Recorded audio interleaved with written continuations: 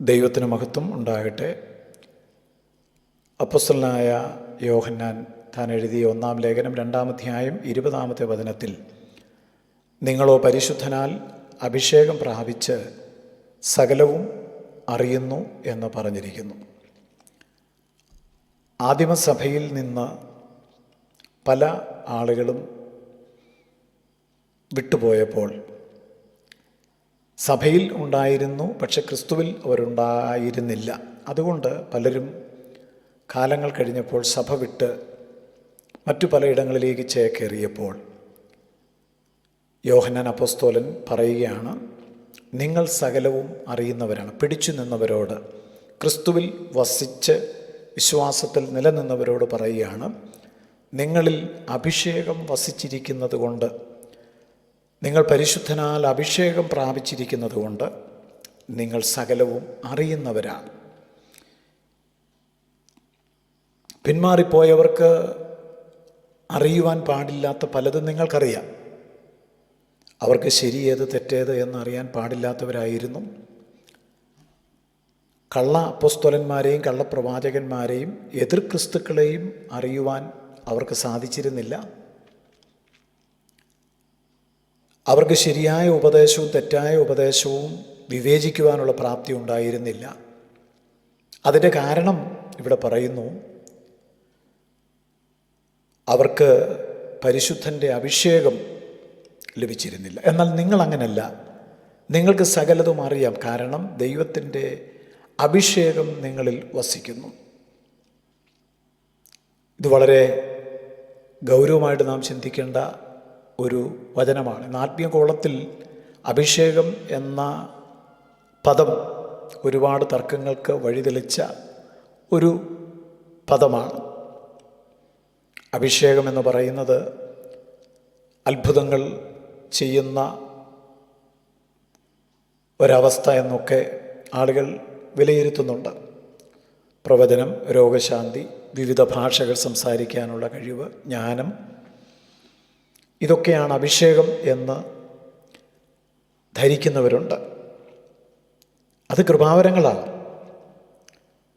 അത്ഭുതങ്ങൾ ചെയ്താൽ ഞാനൊരു അഭിഷേകമുള്ളവനാണ് എന്ന് തെളിയിക്കപ്പെടുന്നില്ല. കാരണം കർത്താവ് തന്നെ പറഞ്ഞു, നിങ്ങളെൻ്റെ നാമത്തിൽ അത്ഭുതങ്ങൾ ചെയ്തവരാണ്, പക്ഷെ ഞാൻ നിങ്ങളെ അറിയുന്നില്ല. യഥാർത്ഥ അഭിഷേകത്തിൻ്റെ ലക്ഷണം, അല്ലെങ്കിൽ യഥാർത്ഥ അഭിഷേകം പ്രാപിച്ച ആളുകൾ ജീവിക്കുന്നത് ദൈവസാന്നിധ്യ ബോധത്തിലായിരിക്കും. ഞാൻ ദൈവത്തെ എപ്പോഴും എൻ്റെ മുമ്പിൽ വെച്ചുകൊണ്ടിരിക്കുന്നത് ദൈവസാന്നിധ്യ ബോധത്തിൽ ജീവിക്കുന്നവർ.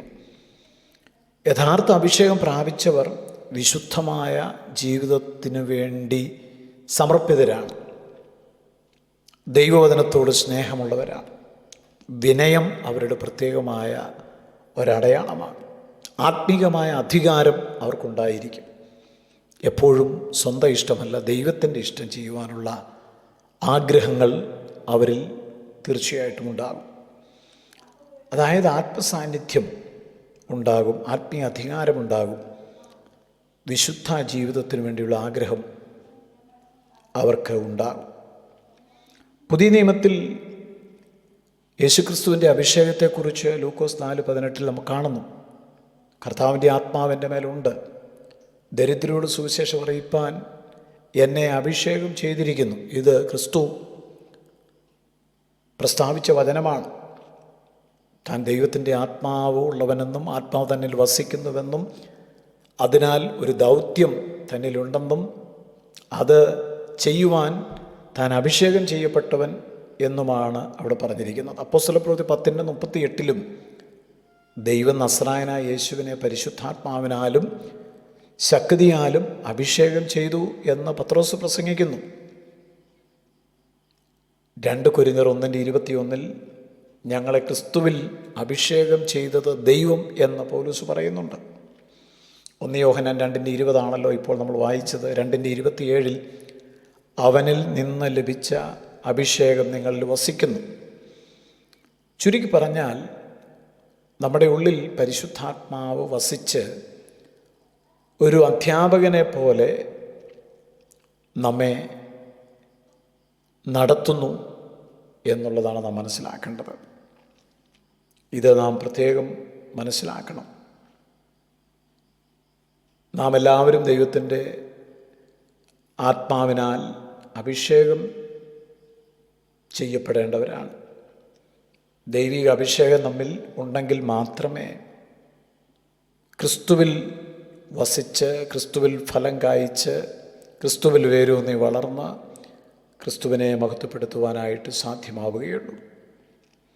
അത് നമ്മിലൂടെ പരിശുദ്ധാത്മാവ് ചെയ്യും. യേശു നമ്മളിലൂടെ ജീവിക്കുന്ന ആ ഒരവസ്ഥയിലേക്ക്, അതായത് പരിശുദ്ധാത്മാവിൻ്റെ സാന്നിധ്യത്തിൽ ജീവിക്കാൻ പറ്റും. സത്യത്തെ തിരിച്ചറിയുവാനുള്ള ജ്ഞാനം നമ്മിലുണ്ടാകും. ദൈവ ഇഷ്ടം ചെയ്യുവാനുള്ള ആഗ്രഹമുണ്ടാകും. അപ്പോൾ തന്നെ ആ വ്യക്തിക്ക് ആത്മീയമായ അധികാരങ്ങൾ, വിശുദ്ധമായ ഒരു ജീവിതം, അതായത് പാപത്തിൽ തുടരുവാൻ ഒരിക്കലും ആഗ്രഹിക്കാത്ത ഒരു ജീവിതം, അവനിൽ വിശ്വസിക്കുന്ന എല്ലാവരും പരിശുദ്ധാത്മാവിൽ അഭിഷേകം പ്രാപിച്ചവരാകണം. ഇത് യോഹന്നാൻ പറയുകയാണ്, നിങ്ങളിൽ ആ അഭിഷേകം വസിക്കുന്നു. നമുക്ക് ഈ വചനത്തിന് മുമ്പിൽ നമ്മെ ഒന്ന് പരിശോധിക്കാം. പരിശുദ്ധാത്മാവിൻ്റെ അഭിഷേകം നമ്മിൽ വസിക്കുന്നുണ്ടോ? ശരിയും തെറ്റും തിരിച്ചറിയാൻ പറ്റുന്നുണ്ടോ? ദൈവേഷ്ടം ചെയ്യുവാനുള്ള ആഗ്രഹം നമുക്കുണ്ടോ? വിശുദ്ധ ജീവിതത്തിന് വേണ്ടിയുള്ള ഒരു കൊതി നമ്മിൽ വരുന്നുണ്ടോ? ദൈവ സാന്നിധ്യത്തിൽ ജീവിക്കുവാൻ നമുക്ക് കഴിയുന്നുണ്ടോ? ഉണ്ടെങ്കിൽ നമ്മിൽ ആ അഭിഷേകം വസിക്കുന്നു. കർത്താവേ, ഞങ്ങൾക്ക് ലഭിച്ച ഏറ്റവും വലിയ അനുഗ്രഹം ഞങ്ങളിൽ അവിടുത്തെ അഭിഷേകം വസിക്കുന്നു എന്നുള്ള തിരിച്ചറിവാണ്. ആ അനുഭവത്തിൽ വരാത്തവർക്ക് വേണ്ടി പ്രാർത്ഥിക്കുന്നു. ദൈവം എല്ലാവരെയും അഭിഷേകം ചെയ്യണം. ക്രിസ്തുയേശുവിൻ നാമത്തിൽ ആമേൻ. നിത്യജീവമൊഴികൾ നിന്നിലുണ്ട് പരനെ, നിന്നെ വിട്ടിട്ടടിയങ്ങളെങ്ങു പോയി വസിക്കും, നിന്നെ വിട്ടിട്ടടിയങ്ങളെങ്ങു പോയി വസിക്കും. നീയല്ലോ ഞങ്ങൾക്കുള്ള ദിവ്യ സമ്പത്തേശുവേ.